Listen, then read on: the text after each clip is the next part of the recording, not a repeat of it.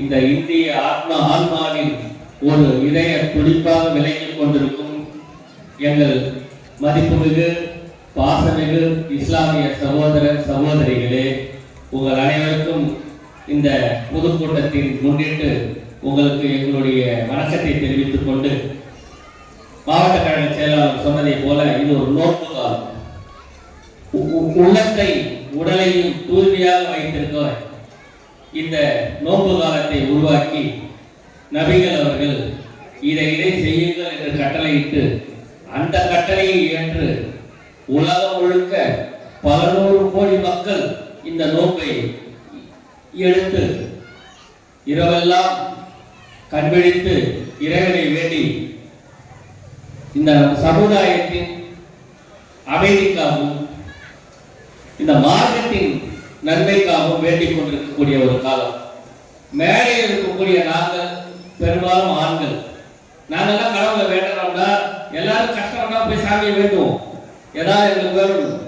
அப்படின்னா நாங்கெல்லாம் போய் கடவுளை வேண்டுகிறோம் என்றால் 99% சுயநலமாக தான் இருக்கும். அரசியல்வாதி தான் வேண்டுவாங்க பெரும்பாலும், தொழில் நல்லா இருக்கணும், இல்லை எங்களுக்கு இந்த பதவி கிடைக்கணும், இன்னும் மேலும் மேலும் எங்களுக்கு உயர்வு வரணும், இந்த மாதிரி சுயநலமான கோரிக்கைகள் தான் நாங்கள் கடவுளிடம் வைப்போம். ஆண்களுக்கு அதுதான் வழக்கம். ஆனால் பெண்கள் அப்படி இல்லை. சுயநலம் இல்லாமல் அந்த குடும்பத்தில் இருக்கக்கூடிய மூத்தவர்கள் உடல் நலனுக்காகவும், அந்த குடும்பத்தில் இருக்கக்கூடிய இளம் பிள்ளைகளுடைய கல்விக்காகவும், அந்த குடும்பத்தில் இருக்கக்கூடிய இளையவர்கள் மற்றவர்கள் எல்லாம் நல்லா செழிப்பாக நீண்ட நெடுகாலம் வாழ வேண்டும் என்பதற்காகவும், மற்றவர்களுக்காக தொழுது மற்றவர்களுக்காக இறைவனிடம் வேண்டக்கூடிய அந்த அரிய குணம் பெண்களுக்கு இருப்பதால் தான் பெண்கள் மூலமாக ஒரு கோரிக்கையை சொன்னால் இறைவன் உடனே செவிமடுப்பார் என்பது ஒரு நம்பிக்கை, மதம் கடந்த நம்பிக்கை.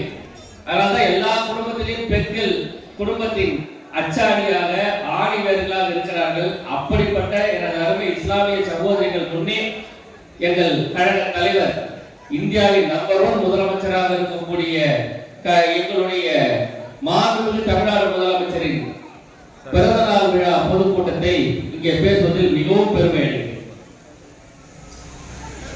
எல்லா ஜாதகத்தையும் பார்த்துட்டோம், எல்லா கட்டத்தையும் அழைச்சிட்டோம். ஸ்டாலினால் முதலமைச்சராக ஆகவே முடியாதுன்னு சொன்னாங்க, எல்லாரும் சொன்னாங்க. பாஜக போய் அந்த எச்ராஜான்னு ஒருத்தர் இருப்பார், அவர் எல்லா கட்டத்தையும் அலசி பார்த்துட்டேன், ஸ்டாலினால் முதலமைச்சர் ஆக முடியாதுன்னு. அதிமுக மந்திரிகள்லாம் அவன் ஜாதகத்தை எடுக்காம இவரோட ஜாதகத்தை எடுத்துட்டு போய் உட்காந்து இவர் முதலமைச்சர் ஆவாரான்னு கேட்டாங்க, சோழி உருட்டி பார்த்தாங்க, எல்லா கோயிலுக்கும் போய் பார்த்தார்கள்.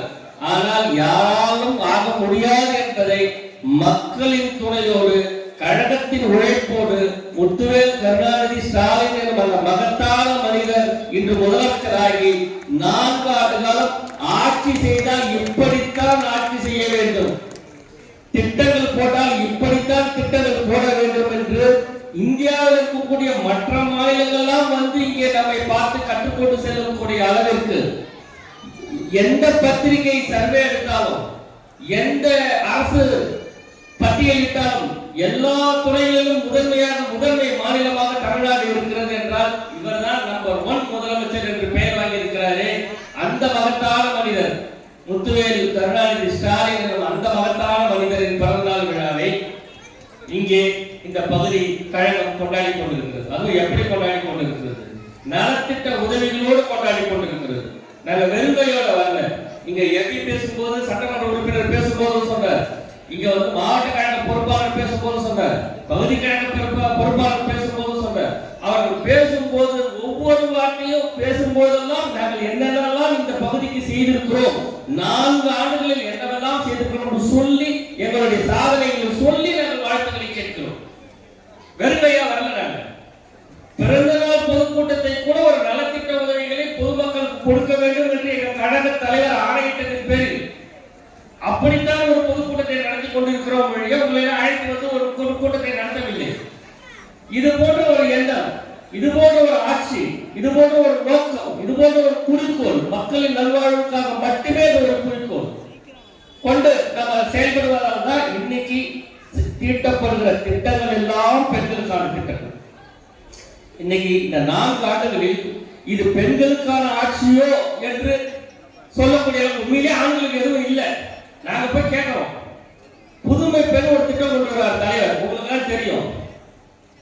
பொம்பளைக்குள்ள கல்லூரிக்கு போய் சேர்ந்தா போதும், மாதம் 1000 ரூபாய் நான் தரேன். கல்லூரிக்கு போய் சேருவி, நீ பாடியில படிப்ப விடாது. நேற்று ஒரு தொலைக்காட்சி விவாதத்தில் நான் போய் கலந்து கொண்டு பேசினேன். அப்படி பேசும் பொழுது நேற்றைய விவாதம் எதுக்காகன்னா, இங்க நம்முடைய மருது கணேஷ் அவர்கள் வழக்கறிஞர் பேசும்போது சொன்னாரு, இந்த இந்தியாவில் தொகுதிகளை பிரிக்கும் பொழுது நமக்கு நாடாளுமன்ற தொகுதிகள் குறைய போகுது, டீலிமிட்டேஷன் தொகுதி பங்கீடு பண்ணும்போது குறைய போகுது அச்சம் இருக்கிறது என்று சொன்னாரு. அப்படி அதை பற்றி விவாதத்தை பேசும் பொழுது மக்கள் தொகையை வட மாநிலங்களில் குறைக்கவில்லை. நல்லா கேட்டுங்க. 1971 நம்ம அந்த நாடாளுமன்றத்தில் 534 எம்பி தொகுதி முடிவு பண்ணாங்க. அந்த 1971 மக்கள் தொகை கூடி இருக்கும் பொழுது மறுபடியும் அதை கூட்டலாமா முடிவு பண்ணும் போது இந்திரா காந்தி அம்மையார் என்ன சொன்னாங்கன்னா, அப்படி நம்மளால கூட்டிட்டு போயிட்டே இருந்தோம்னா இது ஒரு முடிவே கிடையாது. 25 ஆண்டு காலம் நேரம் தராங்க. 25 ஆண்டு காலத்துல எல்லோரும் மக்கள் தொகை கட்டுப்பாட்டுக்கு கொண்டு போக வேண்டும் அப்படின்னு. இங்க இருக்கக்கூடிய வயதானவர்கள் எல்லாம் தெரியும், குடும்ப கட்டுப்பாடு திட்டம் கொண்டு வந்தது. அந்த மக்கள் தொகையை கட்டுப்பாட்டுக்குள் கொண்டு வர வேண்டும் என்று முடிவு செய்தவுடன் எல்லா மாநிலங்களும் அதுக்கான முன்னெடுப்பை செய்தார்கள். ஆனா வட மாநிலங்கள்ல, உத்தரப்பிரதேசத்துல, பீகார்ல, ஜார்க்கண்ட்ல, மத்திய பிரதேசத்துல, பெரிய பெரிய ஹிந்தி பேசக்கூடிய மாநிலங்களில் அவர்கள் அந்த முன்னெடுப்பை சரியாக செய்யாமல் கைவிட்ட காரணத்தினாலும், தமிழ்நாடு, கேரளா போன்ற மாநிலங்கள் நாம அந்த பெண்களுக்கும் குழந்தைகளுக்கும் நல்ல ஒரு ஊட்டச்சத்து கொடுத்து அவர்களை ஆரோக்கியமாக வளர்க்க வேண்டும் என்ற எண்ணத்தில் நம்ம ஆட்சி நடத்திருந்தாலும் தமிழ்நாட்டிலும் கேரளாவிலும் மக்கள் தொகை குறைந்தது, வட மாநிலம் மக்கள் தொகை அதிகமாச்சு. இப்ப மறுபடியும் பிரிச்சா நமக்கு சீட்டு குறையுது. நமக்கு இப்ப இருக்கக்கூடிய 39 நாடாளுமன்ற உறுப்பினர்கள் சீட்டு இருக்கு, 31 குறைஞ்சது. ஆனா வட மாநிலங்கள்ல முக்கியமா உத்தரப்பிரதேசத்துல 80 சீட்டு உத்தரப்பிரதேசத்துல இருக்கு. இப்ப அவங்க மக்கள் தொகை அதிகமாக இருந்தா 140 சீட்டுக்கு போகுது. அப்போ என்ன ஆகும்னா, அதோட அபாயம் என்ன ஆகும்னா, 4-5 மாநிலங்கள் சேர்ந்தாலே போதும் ஒரு ஆட்சியை அமைத்து விட முடியும். நம்ம எல்லாம் கருத்து கேட்க வேண்டியதில்லை. நம்ம எவ்வளவு எதிர்த்தாலும் நம் குரலாக எடுப்படாது. திராவிட முன்னேற்ற கழகத்தின் தலைவர் தமிழ்நாடு முதலமைச்சர் தான் இந்தியாவிலேயே முதலாக இருக்கா குரல் எழுப்புகிறார். அதுக்காக நேற்று ஒரு அனைத்து கட்சி கூட்டம் நடக்கிறது. அந்த அனைத்து கட்சி கூட்டத்தில் அதிமுக கலந்துக்கிறாங்க. இங்க உங்க பகுதியில் வட சென்னையில் இருக்கக்கூடிய ராயபுரத்தில் இருக்கக்கூடிய ஜெயக்குமார் தான் கலந்துக்கிறார்.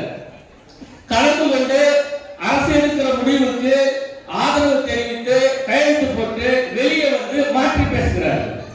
இந்த மாதிரியான சூழ்நிலையில் நேற்று ஒரு விவாதத்தில் பாஜக உறுப்பினர் சொல்றாரு, மக்கள் தொகையை வட மாநிலங்களில் ஏன் கட்டுப்படுத்தவில்லை என்றால், மக்கள் தொகையை கட்டுப்படுத்தாத காரணம் வட மாநிலத்தில் இருக்கிற இஸ்லாமியர்கள் தான் மக்கள் தொகையை கட்டுப்படுத்தவில்லை. டிவி விவாதத்தில் லட்சம் பேர் கோடி பேர் பார்க்கக்கூடிய டிவி விவாதத்தில் மக்கள் தொகை அதிகமானதற்கு காரணம் இஸ்லாமிய பெருமக்கள் என்று நேரடியாக குற்றம் சாட்டும் பொழுது நான் அதை இடைமறித்து நான் அதை வன்மையாக கண்டித்தேன்.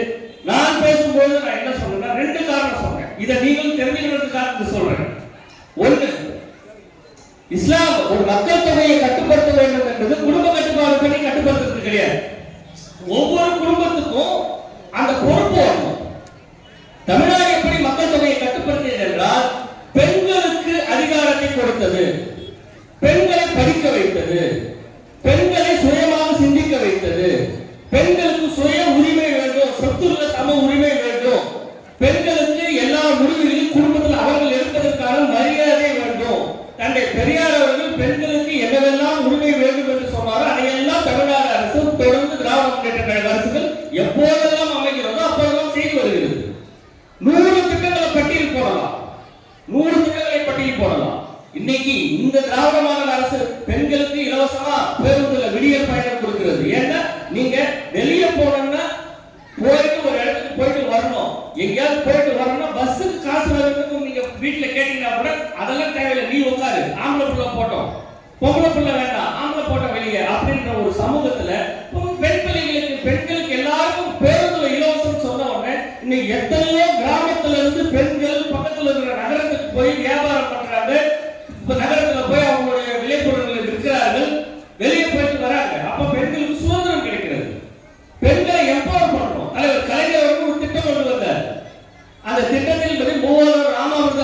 திட்டம்னு பேரு. அப்போ பெண்களுக்கு திருமணத்துக்கு 5000 ரூபாய் உதவி, பெண் திருமணம் ஆகணும்னா 5000 ரூபாய் உதவி தொகை தரேன்னு சொன்னார். அந்த 5000 ரூபாயும் தலைவர் கலைஞர் அவர்கள் சும்மா கொடுத்தல, அதுக்கு ஒரு கண்டிஷன் போடுறாரு. என்ன போடுறாருன்னா 8வது வரை படித்திருந்தாலும் 5000 ரூபாய், அதுவரை 6வது 7வது படிக்கும்போது பொம்பளை பிள்ளைக்கு வயசு வந்துச்சுன்னா அவரை நிறுத்துவாங்க.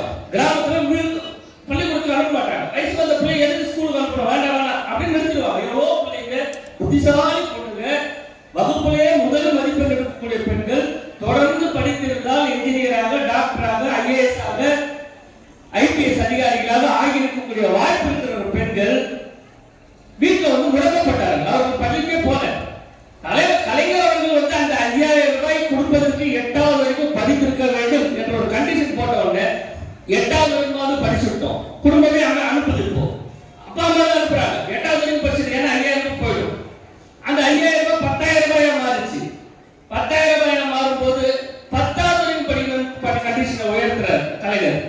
அப்போ 8வது வரைக்கும் 8வது படிச்சுட்டு நிறுத்தின பெண்கள் 10வது வரைக்கும் படிக்க ஆரம்பிச்சாங்க. இப்போ திராவிட மாடல் ஆட்சியில் தலைவர் தளபதி அவர்கள், தமிழ்நாடு முதலமைச்சர் என்ன சொல்றாருன்னா, நீ ஸ்கூல் வரைக்கும் படிச்சா பத்தாது, காலேஜுக்கு வா, கல்லூரியில வந்து சேர்ந்தா உனக்கு மாதம் 1000 ரூபாய் கொடுக்குறேன். இதனால பெண்கள் கல்லூரிக்கு போகக்கூடிய சதவீதம் இந்த 2 ஆண்டில் 33% கூடியிருக்கிறது. எத்தனை பேர் கூடுதலாக பெண்கள் கல்லூரிக்கு போயிருக்காங்க? நம்பவே முடியாத பட்டியல். 15 லட்சம் பெண்கள் கூடுதலாக கல்லூரிக்கு போய் படிக்கிறார்கள். 15 லட்சம் பெண்களை பட்டதாரிகளா இருக்கணும்.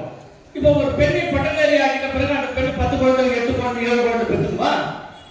அந்த பெண்ணுக்கு அந்த உடலை பற்றி அந்த பெண்ணுக்கு அக்கறை வராதா? அந்த பெண்ணுக்கு எது ஆரோக்கியம் தெரியாதா? இனிமே அதை சொல்லிக் கொடுக்கணுமா? 2 குழந்தை 3 குழந்தை போதும் அப்படின்னு அந்த பெண்ணுக்கு முடிவு பண்றதுக்கான அதிகாரம் இருக்காதா? இப்படித்தான் தமிழ்நாட்டில் நாம் மக்கள் தொகையை கட்டுப்படுத்தி ஒவ்வொரு குடும்பத்தையும் சுகாதாரமான குடும்பமாக மாற்றணும். பெண்களுக்கு அதிகாரத்தை கொடுங்க. வட மாநிலங்கள் பெண்களுக்கு குரல் கிடையாது, பெண்கள் முடிவெடுக்க முடியாது. முக்கியமாக இஸ்லாமிய பெண்கள் வட மாநிலத்தில் எந்த நிலையில் இருக்கிறாங்கன்னு உங்களுக்கும் தெரியும். அவர்களை மூடமர் ஆட்சி வந்து மோடி யாத்தம கை சிஏ சட்டத்துக்கு அப்புறம் யாத்தம கை வச்சிருக்கான். வக்குப் நாட்டு மக்களுக்கு மட்டுமல்ல இதெல்லாம் காப்பாற்றப்படும் என்று சொல்லி